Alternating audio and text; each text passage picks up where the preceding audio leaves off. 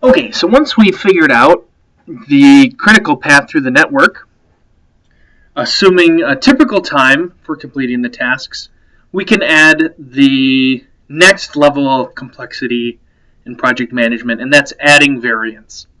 So rather than just assuming the tasks will be completed in the same amount of time every time, we can set a range.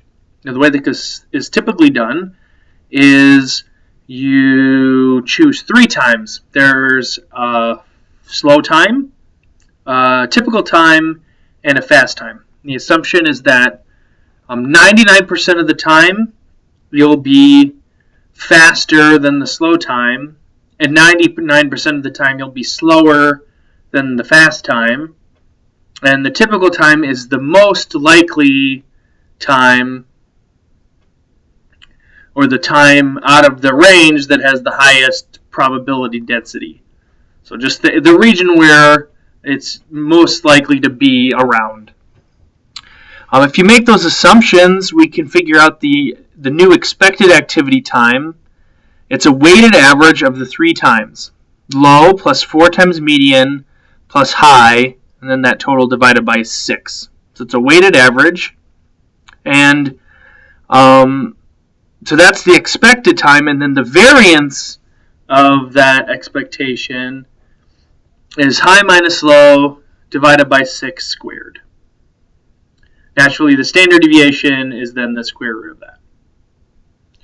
And so that means not only can we figure out how long it takes to accomplish something, but it also means we can figure out some confidence intervals around how long it will take. So for example, suppose we had a task that we wanted to get done in 30 hours, and we knew it would take 28 on average. Under a normal, our previous work, we would guarantee that we would be done on time because we'd look at all the tasks and see that it adds up to less than 30, and we would say, no problem, we'll finish. Whereas after we add variance, each task has some uncertainty around how long it takes to get done. And so even though the average or expected time would be 28, we might have additional minutes if we get unlucky. And so if we knew the standard deviation of that 28, and if it were, say, 2, then the chance that we come in under 30 hours might actually not be as likely as we'd hope. We might get something like 70% chance of completing in 30 hours, even though the expected time is 28. So QM for Windows can handle variance times. So it's called a triple time estimate instead of a single time estimate. And that means when you're putting your problem into QM, you need to include time estimates, both low, typical, and high for all the tasks, as well as the precedence graph. So I have an example of the cookie baking problem for no bakes, doing a triple time estimate. So as you can see, we have tasks like whip eggs here. Whip eggs is most likely going to take 1 minute, but we have assigned both an optimistic time and a pessimistic time. So we could take as little as 30 seconds or as much as 2 minutes, but 98% of the time we're going to be between one or the other. Okay, and I've done this for all of the various tasks in baking cookies. So mixing the dough is somewhere between 1 and 4 minutes, and let's see, preheat the oven doesn't take any time because there are no bakes, but creaming butter is somewhere between 1 and 3 minutes. Notice that mixing the dough has a skewness, that the most likely time isn't exactly between the optimistic time and the pessimistic time. And that is going to have an effect on the typical time to complete the task. But I've gone through and I've assigned variance, the 3 times for all of the tasks in the no bakes. And then we have the same precedence graph as the one we worked on in the lecture problem. So I'm going to go ahead and push solve. And what you get, notice, is it gives you an expected activity time. So it's going to take about 34 minutes, 34 and 2/3 minutes. That's our expected time. But now we also get a standard deviation.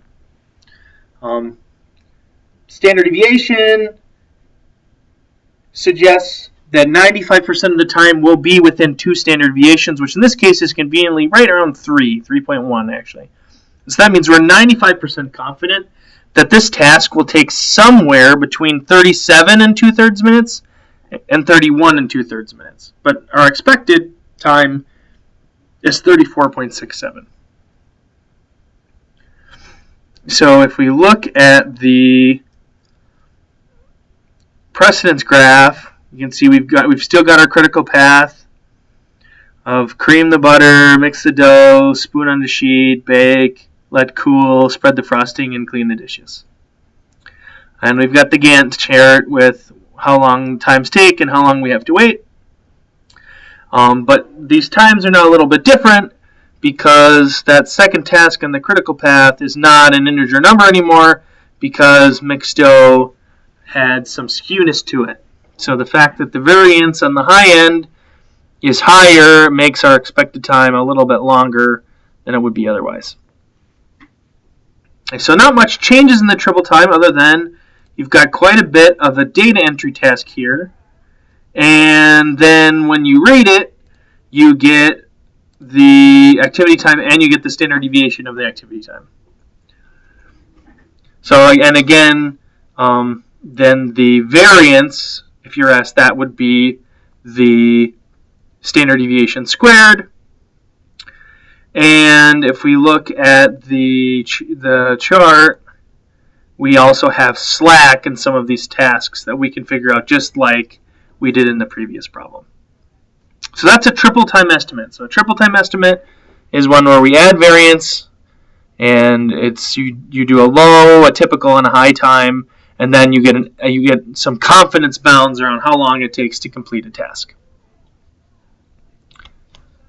So at this point, you should be ready to tackle the homework questions. So go ahead and shut down the lecture and fire up your quiz and see how far you get.